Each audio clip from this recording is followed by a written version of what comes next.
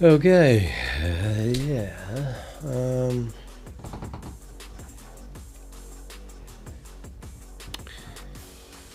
I have it on my whiteboard, which is behind me. So table, triangle.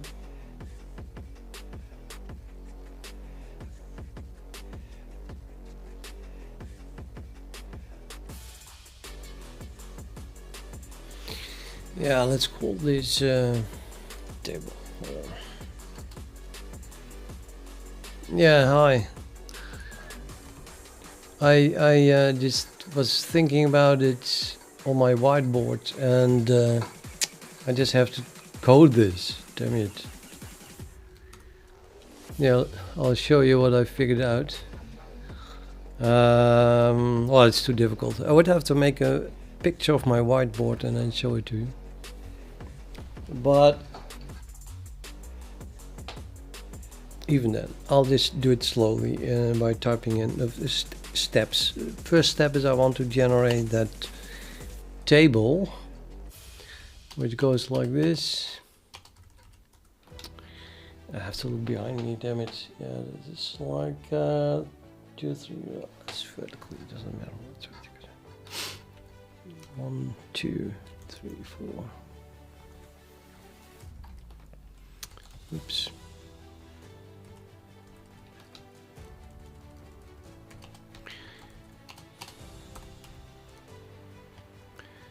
Let's give it a little bit more space.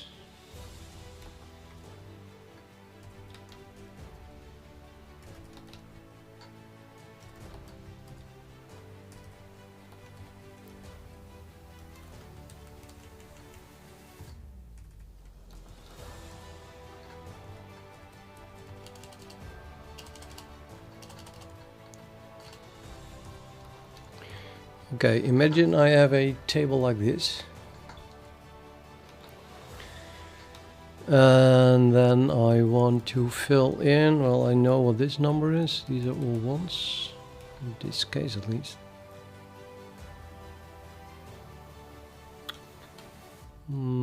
Actually depends. Okay, let's say this is table 1.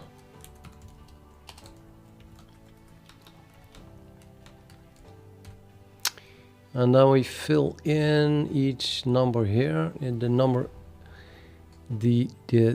that is here. This is column number times the number above it plus the number diagonally from it. So I figured that out before, and then I deleted it again because I thought, well, that's probably on the online encyclopedia of integer sequences, but I just read it and I couldn't find it. So I had to reinvent it. 2 times 0 plus 1 is 1. And then of course 3 times 0 plus 0. So we do the column number plus the number above it plus the number here. So this is then also a 0 and a 0 and a 0. And here we get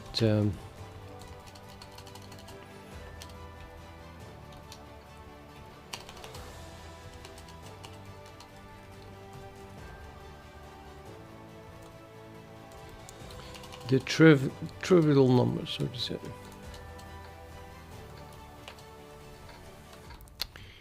Okay, we could also fill this one in. 2 times 1 plus 1 is 3. And I have 3 times 1 plus 3 is 6. 4 times 1 plus 6 is 10. 3 times, oops, let's start here. 2 times 3 plus 1 is 7. 2 times 7 plus 1 is 14. That cannot be right, it's 15. 2 times 7 plus 1 is 15. 3 times 6 is 18 plus 7 is 25, right? And so on. Forget Vulkan. We we are distracted.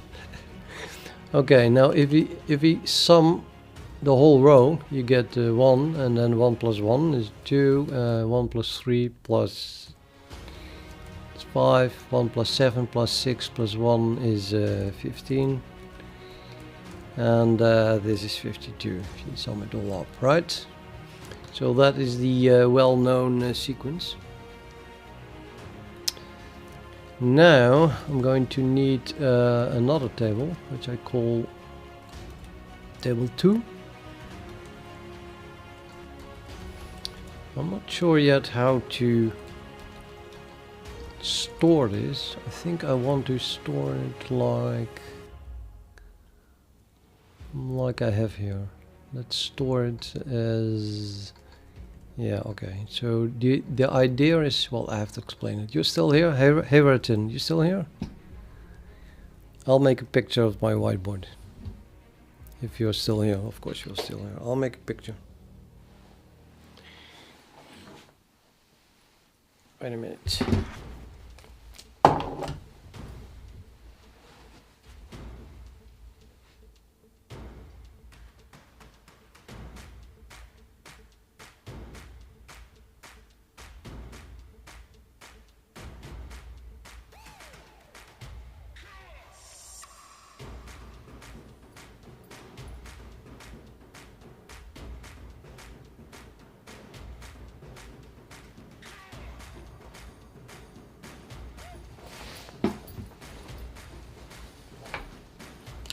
Oops, okay, I'm back. Let me get that picture. Top two. I can just click here.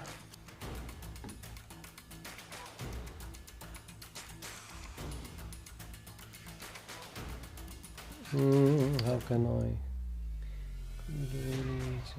That doesn't work. I need to save it, I think. Save as. Let's call this table. Nah. Okay, I'll call it table. Whiteboard. Whiteboard.jpg. Save. And now to open that picture. Graphics. Gwen view. I'm not going to do that. Not while I'm streaming. Damn it.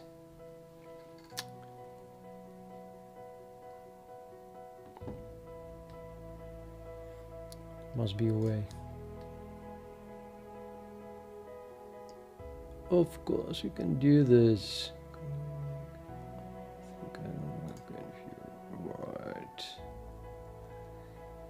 Yeah, that's what I mean.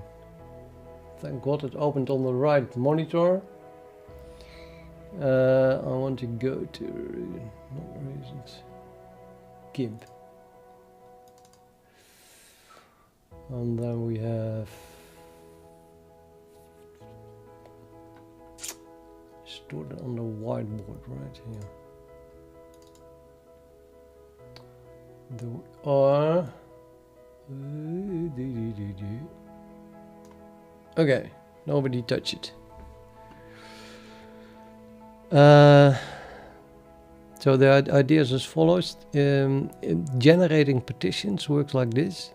I start with A, and then I put B. I add B to it. Either the B goes into the same group, CQ set, or it goes in a different one. So the vertical bar here just means that it's now a separate set. Okay, let's call it sets. Someone said that it should not have called it group, so he's totally right. So there are two possibilities. Either B goes into the same group, or still say group, goes into the same set, or it goes into a different set. And then we have all the possible partitions that we can partition A and B. Now if you want to have all the partitions for A, B and C, I start with this. I can put C either together with A and B, or I put it separately. So A, B is still together, right? That is what I start with, and then I put C in its own set. If I start with A and B already in their own set, then I can put C together with A, or I can put C together with B, that's this one, or I can put C on its own.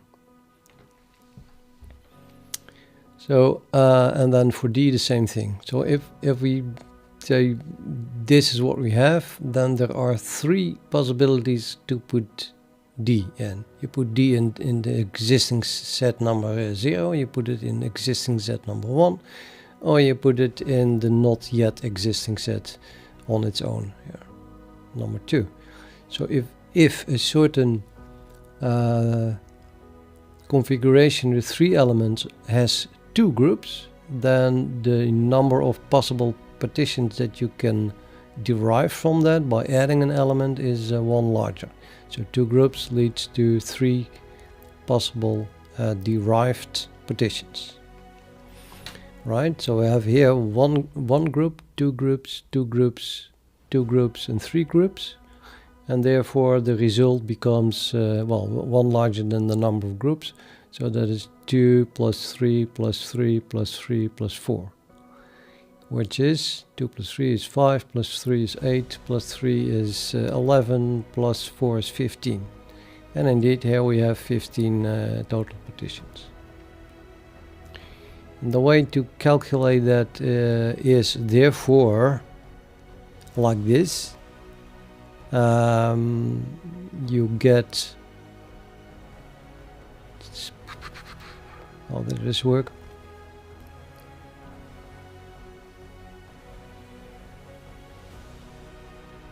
Sorry, yeah, I made this table. This is vertically as the number of groups. Sorry, horizontally the number of groups, and vertically the number of elements. So if we have only one element here, A, and then there is one partition that has one group, and no partition has more than one group. There's one partition here with one group.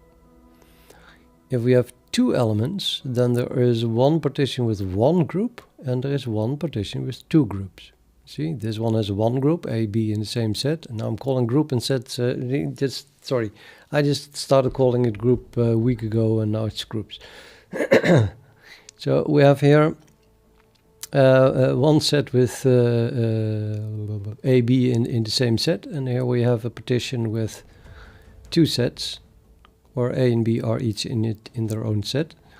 So we have one partition with one partition with one group, and one partition with 2 groups. Okay, with 3 we have one partition with one group, that would be that one, 3 partitions with 2 groups, namely this one, and this one, and one partition with 3 groups, namely this one. And the same thing I can just count it here, how many groups I have, and then you get 1, 7, 6, 1. And the reason that this is 6 is, sorry, let's say go to 5, the row below that. The reason this is 25 is because we started off with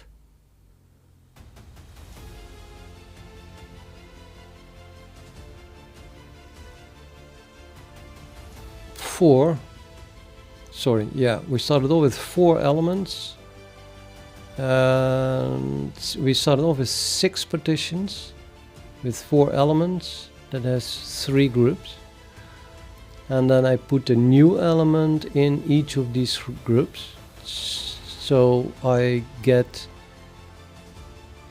putting it in the first group, or in the second group, or in the third group, aka I get 3 times 6.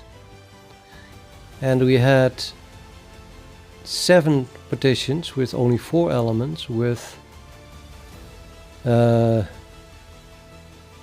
groups, and then I can make that 3 groups by adding the new element in its own set.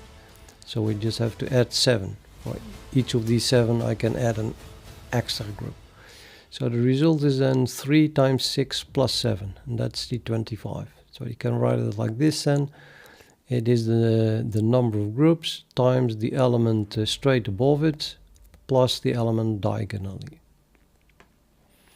Okay, now I had the following insight.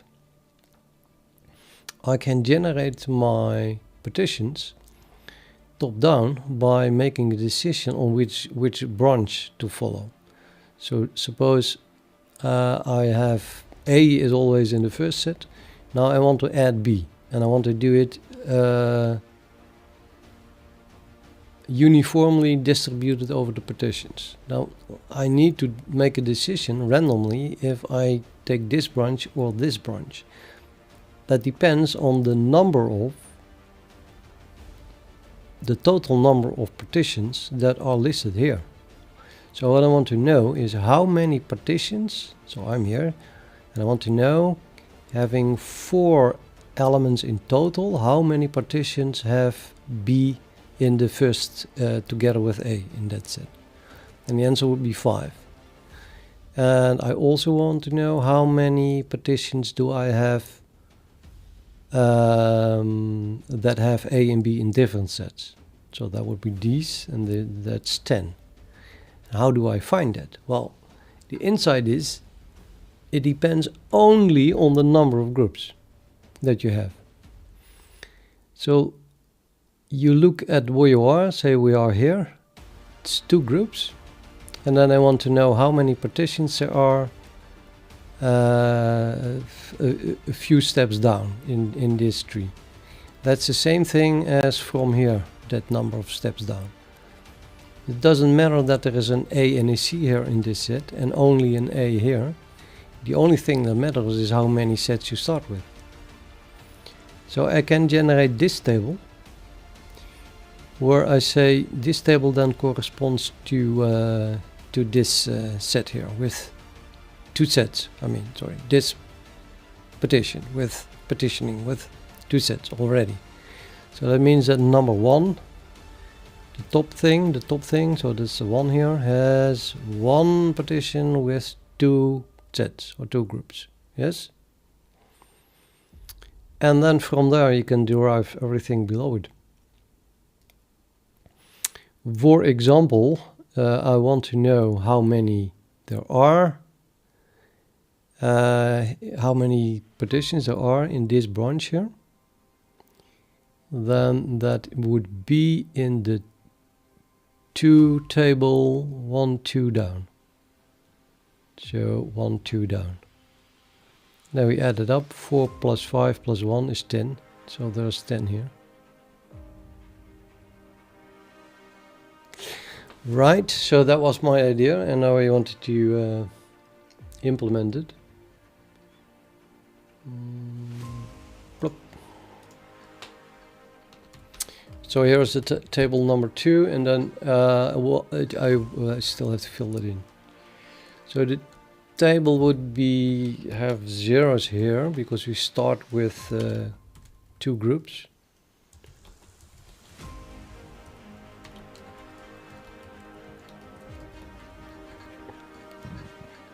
We're only adding elements, so it's impossible that if we start with 2 groups, then we'll never have 1 group.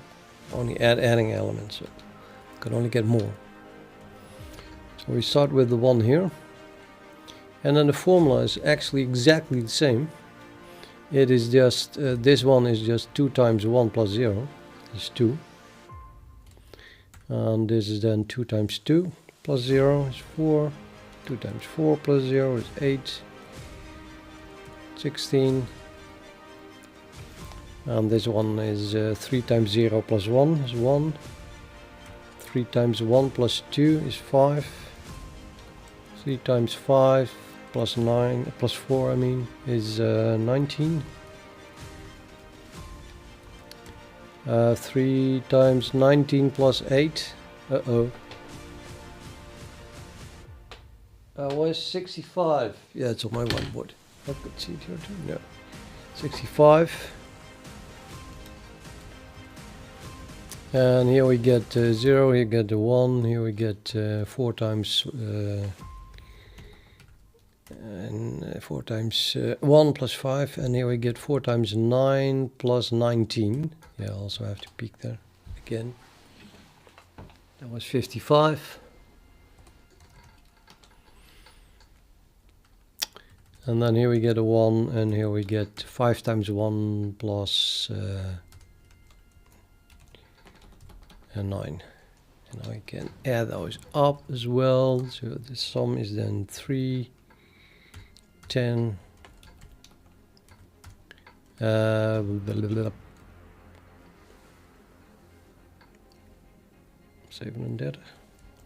37. And this one I cannot do for my head. Also something. And then we need the table table number 3, but I'm not going to do that manually either. So now I'm going to write code. In fact,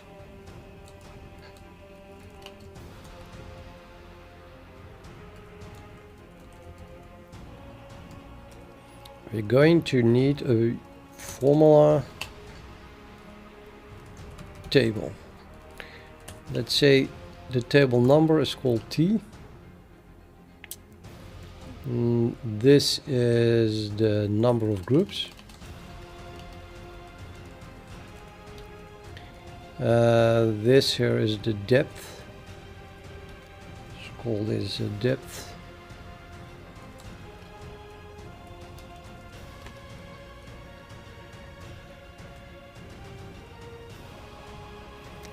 Same here, of course.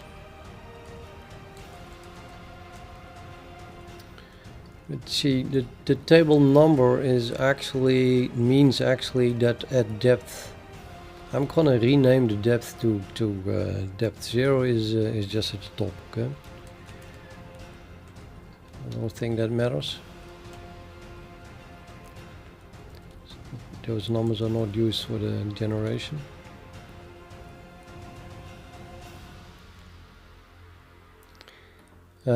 So this is then the depth.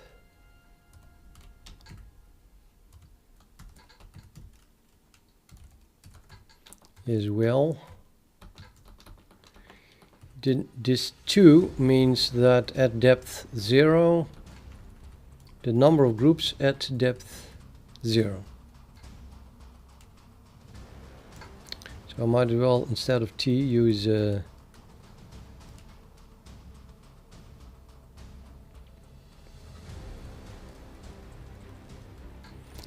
let's say the top. I call it top instead of depth 0. So the top groups, the number of top groups,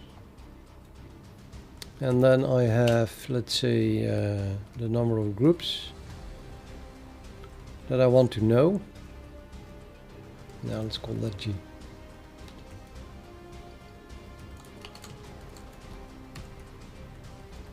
And the depth, well, let's call that D. I don't know, I'm just suddenly using abbreviations. It has to do with the fact that we are working on a subproblem of a subproblem of a subproblem, more or less in a test application.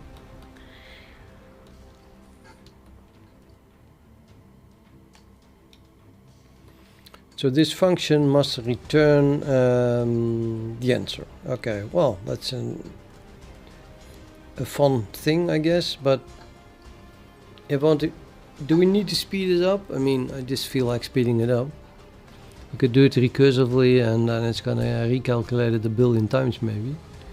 So let's store all the calculated values in a sort of a cache. And then that cache is, make it even a global here. I'm just making a vector of, let's say, I'll include here the headers also. Include element.h, include sys.h. So now I have the number of elements. Number of elements is equal to the maximum number of groups, therefore can also use it as groups. So what is going in my vector? Let me think. So actually what you need is a 3-dimensional array. So this is 2-dimensional, and then we have the number of tables. It might also be repeated the number of elements time. times. However, I just feel like doing crazy, and I'm going to not store the zeros. Haha.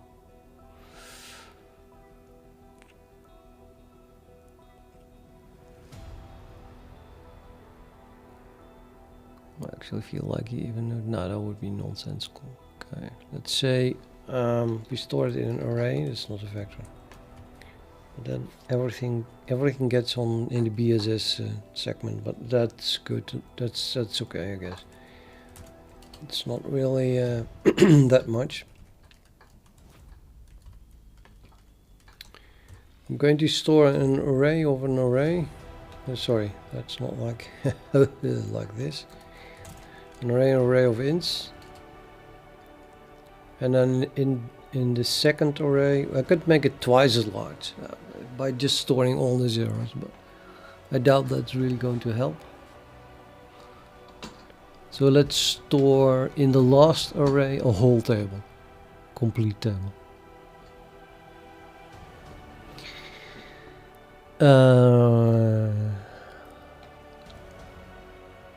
So what is the size of such a table? Let's say that the number of elements is 4. Then table depth 1 is gives me, sorry, depth is 3 then here, so that's 15, right? So the number of partitions is indeed 15, 4, 5. 1, 2, 3, 4. Yep. So I only would have to store this. That's 4 times 4. But I do not want to store this. That triangle is then... Okay, I just take this one. So it's 4 plus 3 plus 2 plus 1. Where 4 is the number of elements. So the size is the number of elements times the number of, whoops, the number of elements plus 1 divided by 2.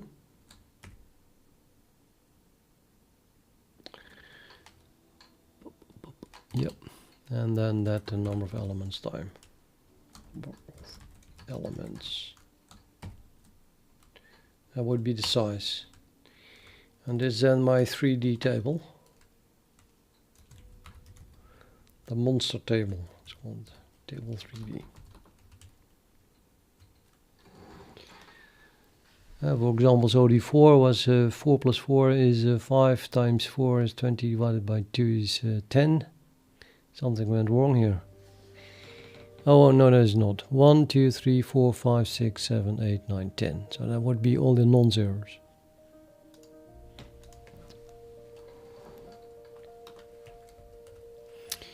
Now we want to access our elements, of course, which are stored in this horrible global object. Well, maybe later I make a class. So I just make a function for it, I think. Let's access it by...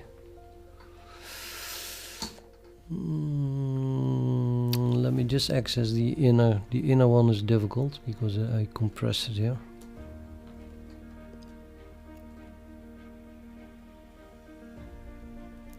So that is the number of partitions. That's called NP. The number of partitions given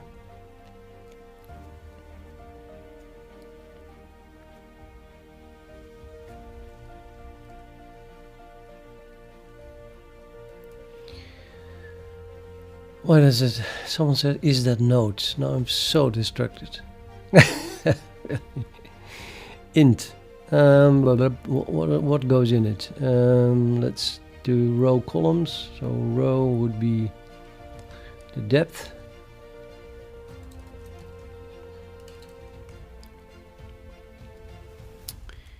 Okay, I'll call it depth instead of D. And then horizontally we do the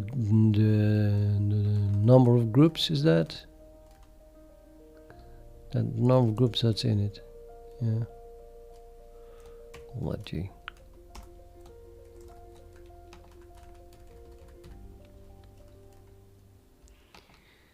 Oh well, let's pause the table as well.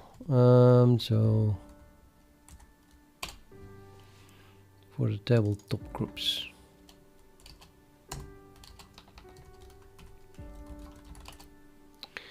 That returns out the 3D table. The first one is top groups, and then we got, yeah, I have to rework depth and G into the number of elements, so that is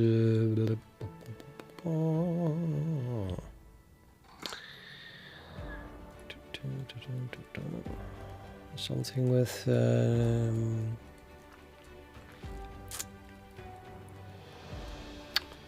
we end with plus G, right? Say we are here and G becomes 1 larger, then we go 1 further that side. And if depth is 0, we must enter with 0, and if depth is 1,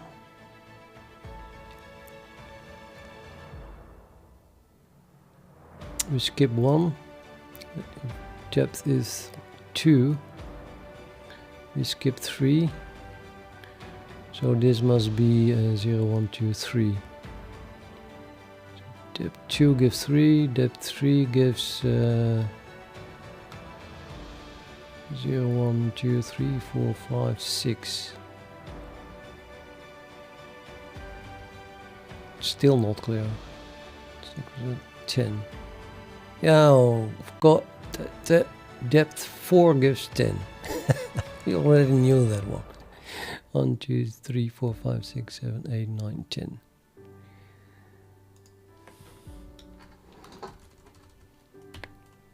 Depth times depth plus 1 divided by 2 plus G. For example, if depth is 2 and G is 2, then we get 2 plus 1, 3 times 2 is 6, divided by 2 is 3, plus 2 is 5. And that it would be 0, 1, 2, 3, 4, 5. Oh, something went wrong. This is 2, 3, not 2, 2.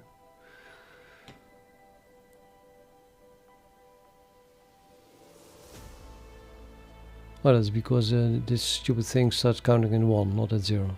So this would be 0, 1, 2, and then it is 2, 2. Yeah, so we have an offset. Really, the number of groups want to pass, then we have to subtract 1, because G is 1 too large. And I'm going even completely berserk, as in that here I don't want to store these zeros. So we might as well change that. Let me think how to do that. Subtract another one, right? So just if G is 2, we want to have the column, want to have it act as if it is 0. So I have to subtract the table number, which starts at 1, but not really. Well, let's start at, okay, let's really call this table 1, because it is the number of top groups. It's also groups. So actually we just want to subtract top groups. And then top group starts at 1, so we have to subtract here 1. I think now pretty much have it. So we have table 1, and then we start with index 0 and so on. And then here we subtract the top groups, so shift this thing, this starts at 0, this is now index 0, and then this is index 0, and so on. And depth is just taking care of the triangle above it. At least that's the idea. think that works. So I can use that as a cache, and then I probably should put everything in a class, because now I need an initialization for this array, I'm afraid. All zeros might not do, well, I'm not storing the zeros. So yeah, all zeros will totally do. Okay, so this is all zeros. Is it all zeros? Well, if it is global, it's all zeros, otherwise it's dubious. Well, that will be all zeros. So all zeros is not defined. So we want to find out now what the value is. Let's start with getting a reference to the thing that we want. And it's like literally, why on earth did I put it in this order here? Because it was rows, columns. Yeah, okay, maybe. Let's try. Let's reverse this one. Int G, same order.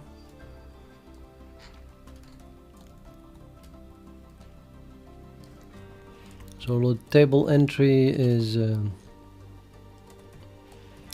P top groups, comma depth, comma G.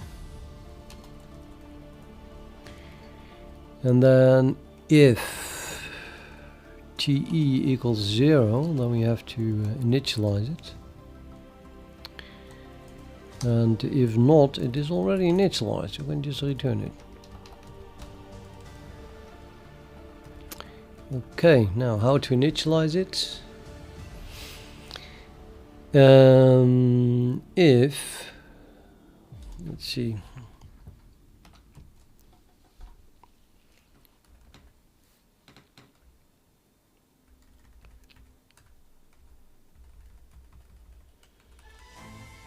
Actually, we use this bloody column here.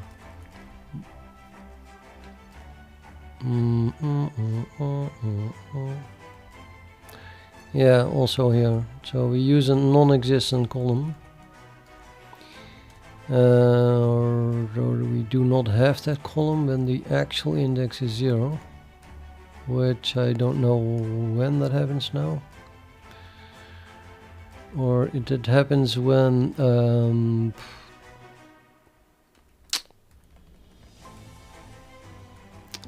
G is equal to the table groups.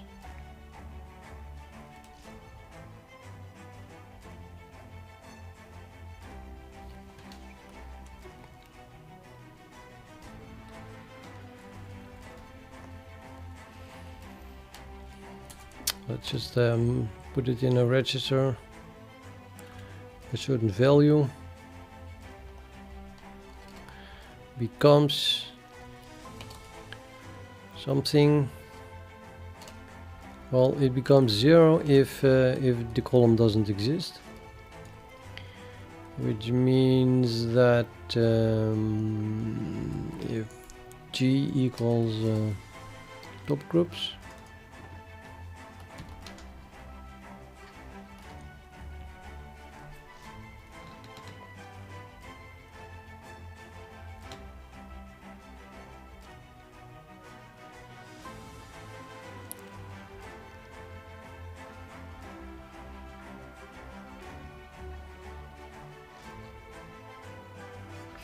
yeah, if G equals top groups, we cannot subtract 1 from G and then access the table.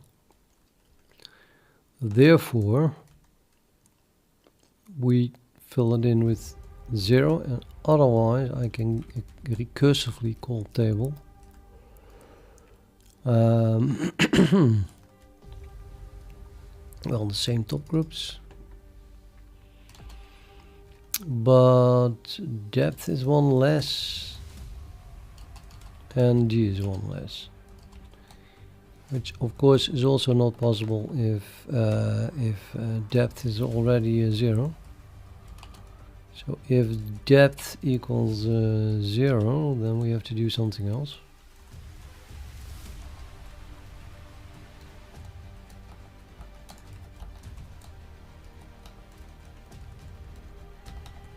Let's see, if depth is 0 to the top row here, and then we want to return always 0 except when the number of groups equals to the table number.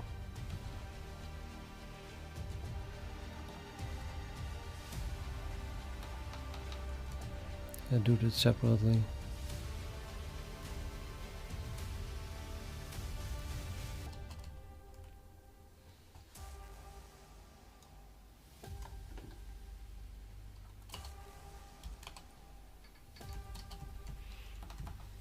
Is this correct?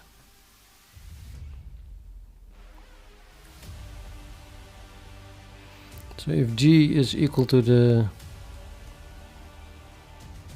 table number here, then we are depth 0, then the number is 1. Same here. Table 1, groups 1, depth 0 is a 1. Otherwise we have a 0. That's all the other zeros here.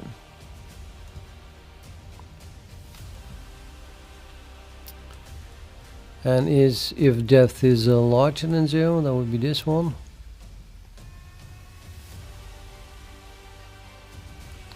Then if G equals top groups, so depth is larger, so say we are here.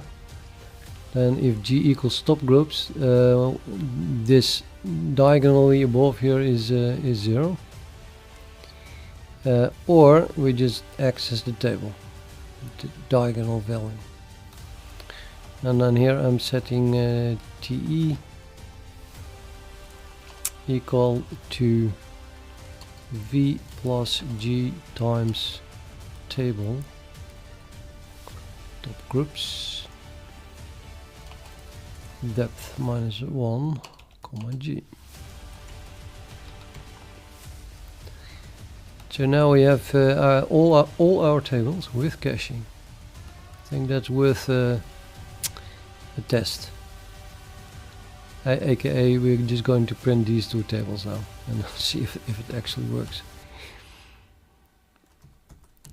Just make a main here.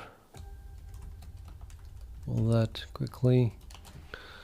So the table, okay, let's keep the same name. Top groups is table 1. All the way up to 2. Plus top groups. And then inside that we have a for loop which runs from I guess a depth first. Depth is 0 till, well, 6, no, up till and including 5. Did I not do that? No, I only calculated till, well, why not? Let's do it up till 5. And then also here plus depth.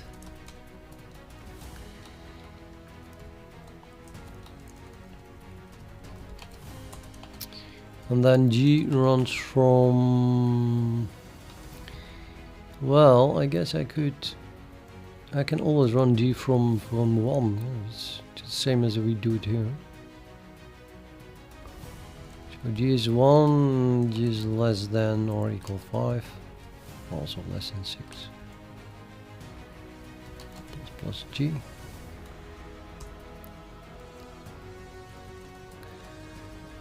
View. Okay, now we're printing it. Standard cout table top groups comma depth comma G.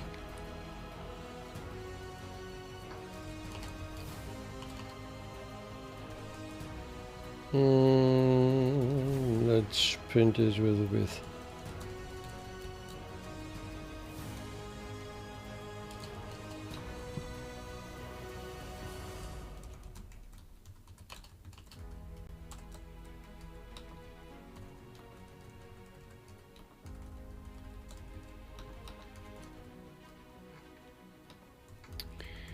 Well, that should work. Okay, so we have to include IO stream. And what else? IO manips.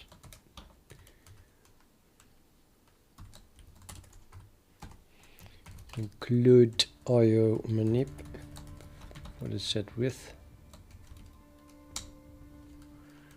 G++ debugging stuff. Standard is C++20. Include path on down. I hope. I think so. Okay, this is going to be painful, or I just have to add it to. Of course, I just have to add it. I mean, this is too difficult for me. I cannot do this. CM. To just quickly make a new executable. Executable. Let's call it table.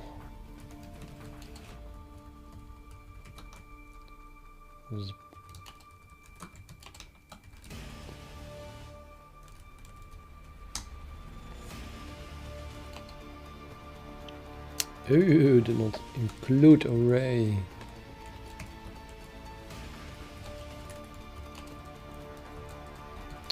And there was something else wrong, but I don't know what. Oh, it was not wrong.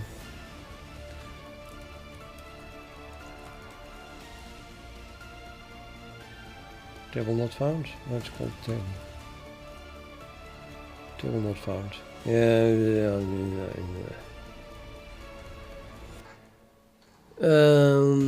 I have to call my files same as executable. I don't like executables with uppercase T. But it is what it is.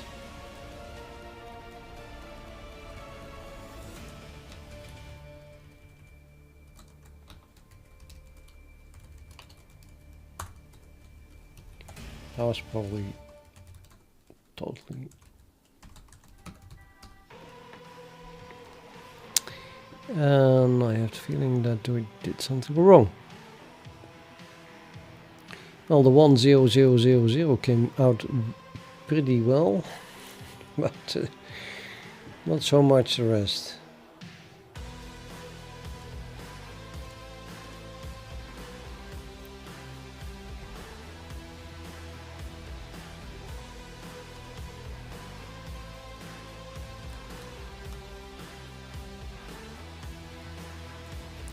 So instead of this table, it prints this.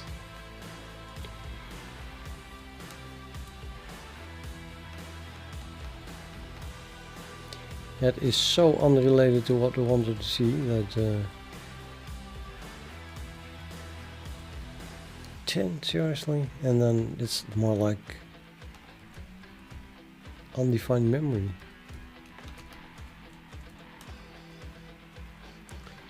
I cannot keep repeating what I'm doing, so I'm just not doing that.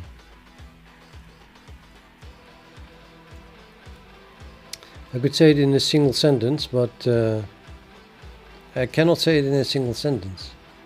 There was a picture of my whiteboard and 5 minutes of talking about it in the beginning when I wanted to explain what I was doing. And generally, I'm writing a function that should print this table, and it's not working at all.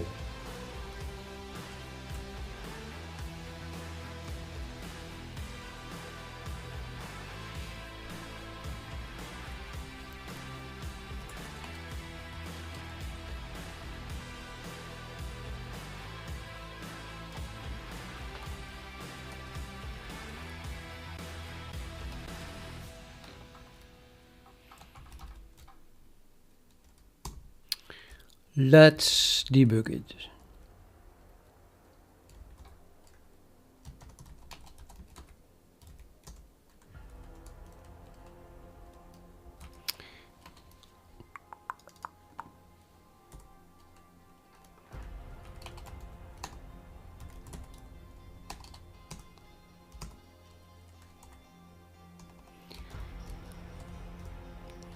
Source file is more recent than executable.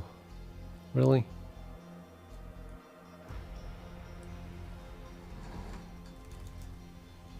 Oh. Boring. Main run.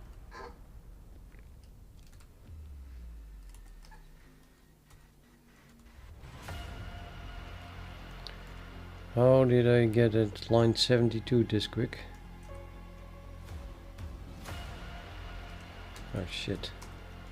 I think we're still in with compiling with optimization, so definitely do not want while debugging.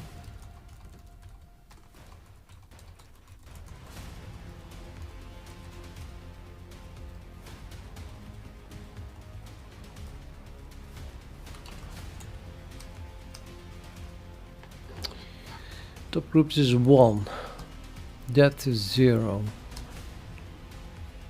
G is 1.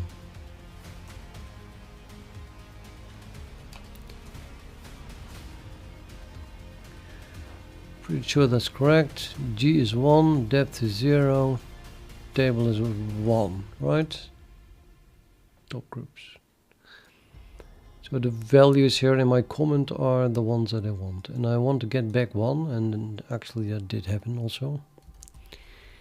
So shall I go into this or not? Let's go into it anyway. So you get some kind of reference, we don't know what really. I mean, that could go wrong. Now, if TE is 0, it's a really weird thing to do here. Testing for 0. Oh no, wait a minute. Yeah. So, let's say print the whole table. It should be all zeros. And pretty much I see all zeros. That's good. Therefore, TE must be 0. Yep, it's 0. So it's not initialized. So now we're going to initialize it.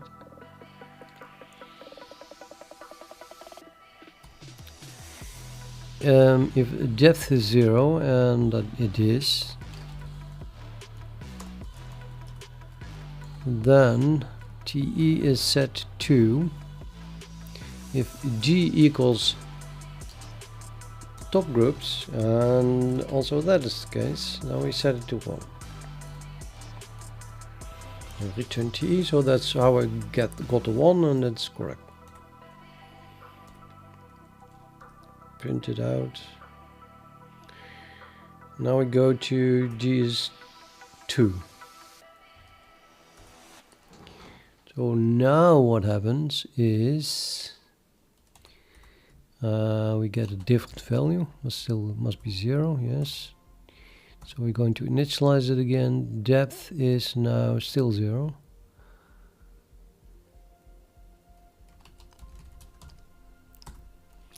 And therefore we go in here, and G is now no longer equal to top groups, because top groups is still 1 and now G is 2.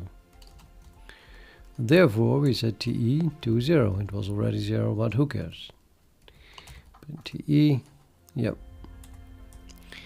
And this keeps working exactly like that for all the groups that we have in this loop. So we print 1 0 0 0 0, and now it goes wrong apparently. So depth is now incremented to 1, group is set to 1 again, and now we call table again. We get a reference to some integer which must be always 0. So we also go initialize it. Depth equals 0. No, depth is 1.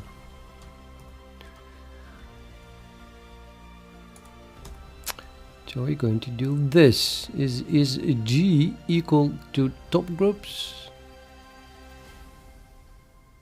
Yes, G is 1. And top group is always 1 here, because in the first hour we are in the first table. There will be V, which is actually the diagonal, the diagonal, where are we now? We are depth 1, and group 1, so the diagonal value above here doesn't exist, but it should be 0. We're going to do 1 times 1 plus that 0. So phi is set to 0, and now we're going to do 1 times 1 plus the v. So we print the v is 0, the g is 1, and this call to table should return 1.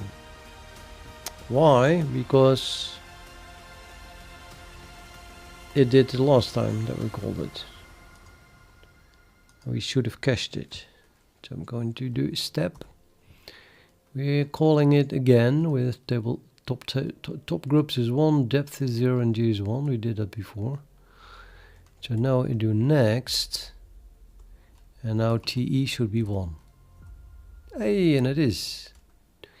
Therefore, it is not 0, and therefore we just return it. Okay.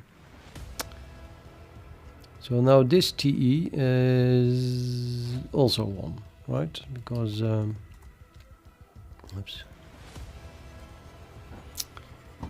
I don't know where we are. Frame. We just did 0 plus 1 times 1. So T is 1. Next, now we return from here. So this phi is 1. Yep. Which would be this value here.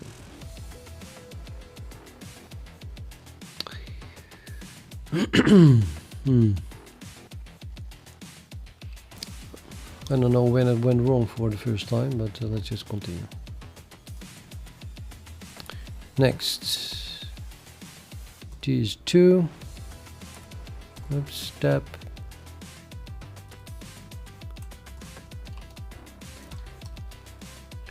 It is 0. Depth is still 1. G is now no longer equal to top groups. Therefore, we are going to call table, I guess, 0, 1 again. Yep. And that should have set a 1 there. 0, we return that. So now we have V is set to that 1 and G is 2. Now we're going to call table again, but this time straight above, which is also 1 actually. So step. Next, TE should be 1. It is 1. Next, next, next. So now this TE is, I think, 1 plus 1. No? I think so. 3. 1 plus 2 times 1, I mean. So let's go 3, 3, 3. That is, that would be this 3 here.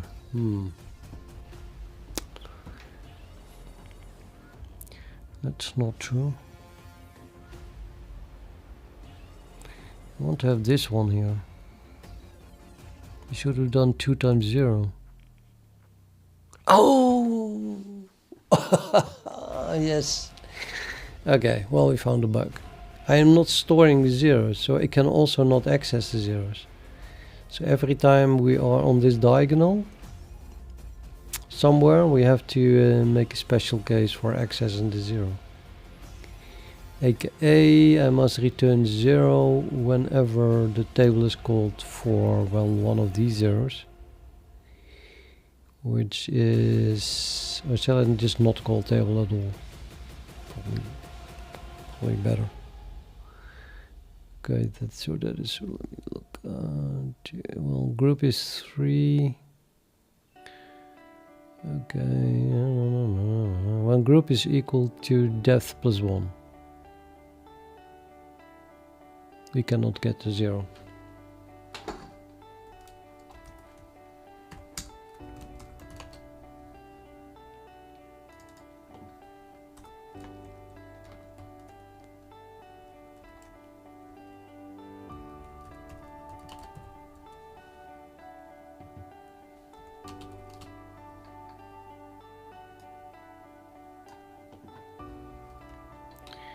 Might as well set the E here.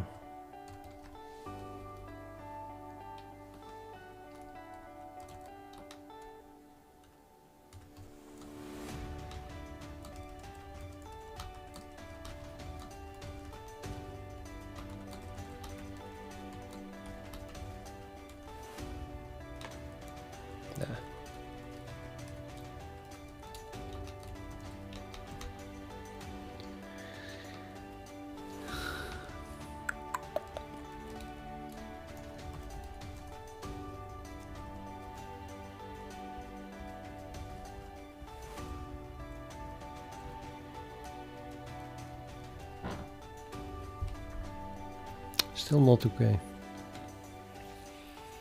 I think this is the same output we got before. So what did I do wrong now then?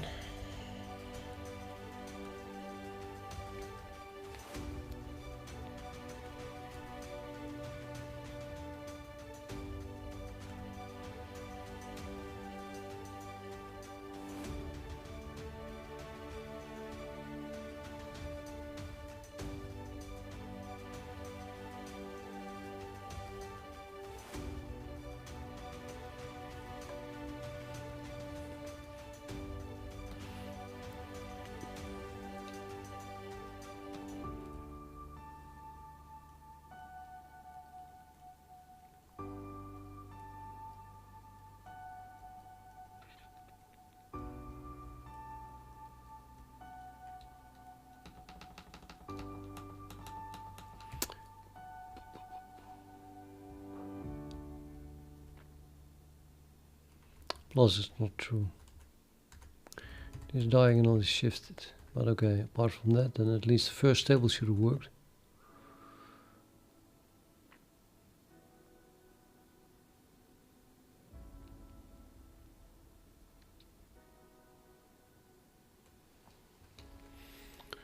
I think what I just should do is put a 1 into it and just make it equal to 1 if the group is equal to the depth plus the table number. So table number plus depth is group.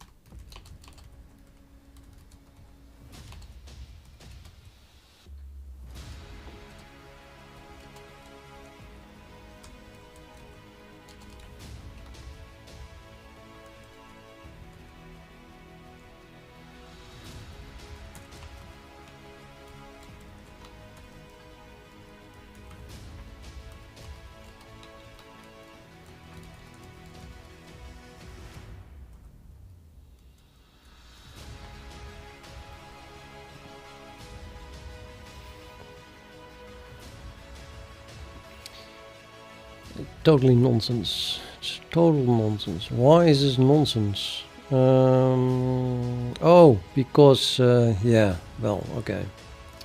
I'm trying to print this value, which is nonsense. So I'm trying to print values of G that are just way too big.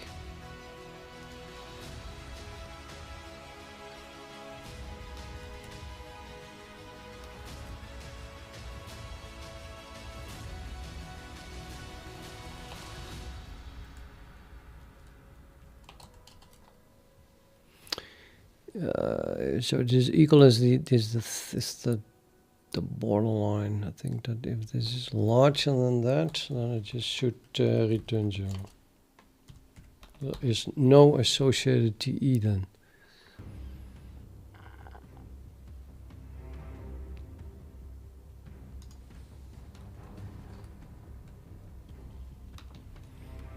Is this correct? G larger than depth plus top groups. For example, here, if this is top group is 2 plus depth is 3, and then 4 is larger. That is a 0. Yeah, looks correct.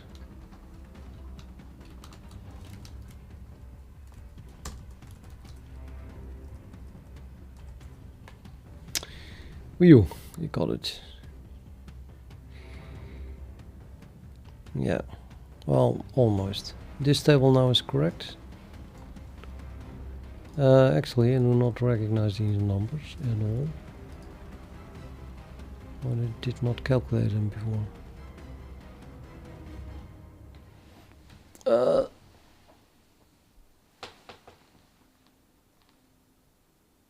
No, I never calculated them. Those are new.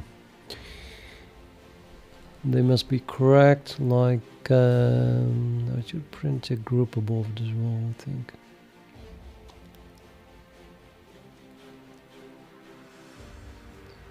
It's just like 1, 2, 3, 4. Yeah. So 93 times 25 plus 15. This is 4 times 10 plus 25 is 56, 65. It is completely working, cached and all, but now this one.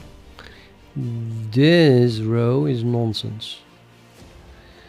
So we'll also have a lower border, a lower bound. It was not storing these zeros, but I'm trying to print them. It's almost the same thing, right? So what I want to do is if G is less than, let's see, so bulky here is G is less than tabletop, then it is 0. Top groups, I mean tabletop. Top groups. See, definitely turning signal here.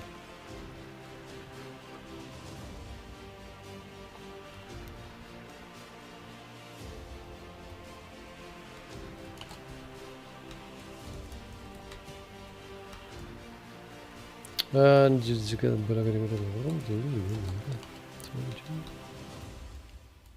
he's larger than that. Oh yeah, then yeah, this doesn't work. Let me think about it.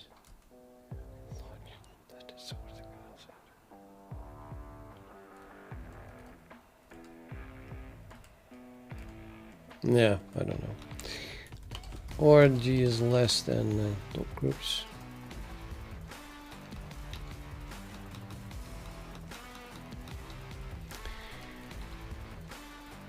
Yeah. Okay.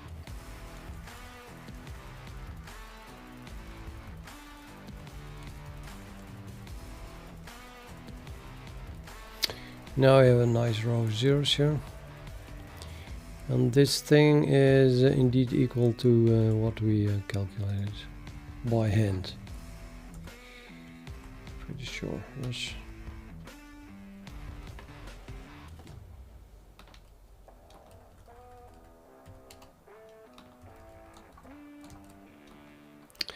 Yep, there's 16, 65, 55, 14.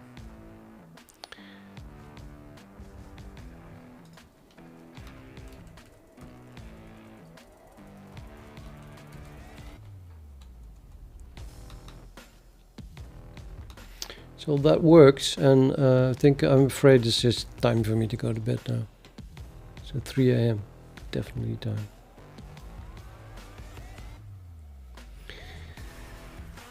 Let's see what I can do tomorrow with this table.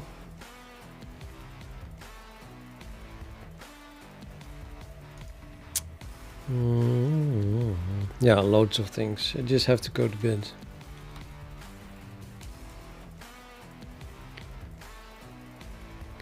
I think I had a nice recursive function here. Not too simple. But totally working. Oh, why won't we just before we go to bed print more tables and a larger depth?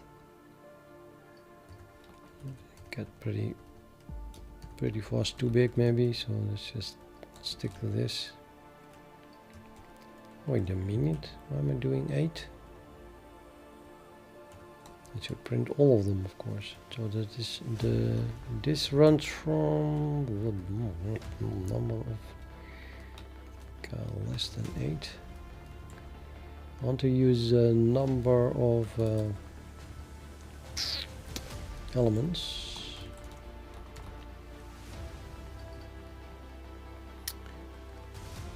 Probably equal to, right? Because we started 1.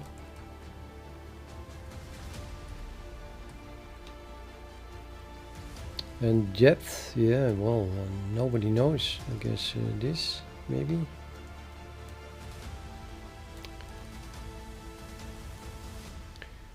I'm afraid it's big. It's probably a bit too big. Now we have a 1 with all zeros, and then one is the 0. Yeah. Perfect. Just the width should be increased a little bit.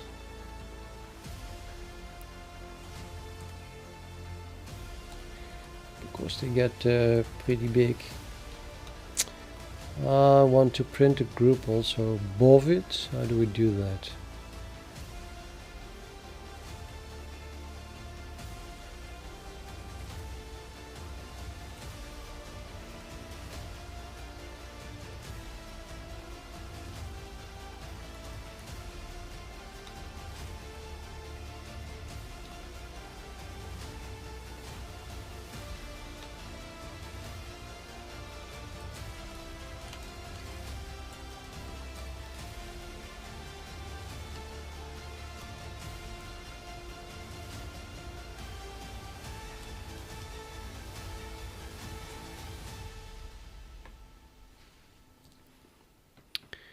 Awesomeness.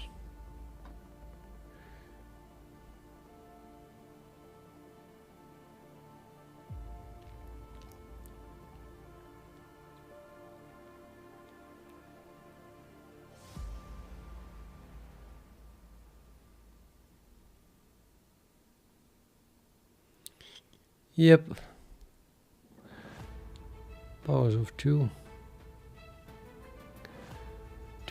2 0 columns, 3 0 columns.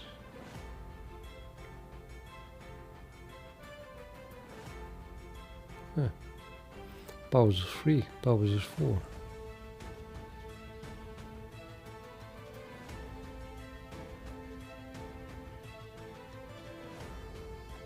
Awesome. Totally works. Could print the depth in front of it as well. Now we reproduce the table exactly. Yeah, it's sorry guys, I'm going too bad, and I cannot even explain what it is anymore. It's just too late. You can rewatch the stream in the beginning, and really pretty much in the beginning I show a picture of my whiteboard, and then I start to explain what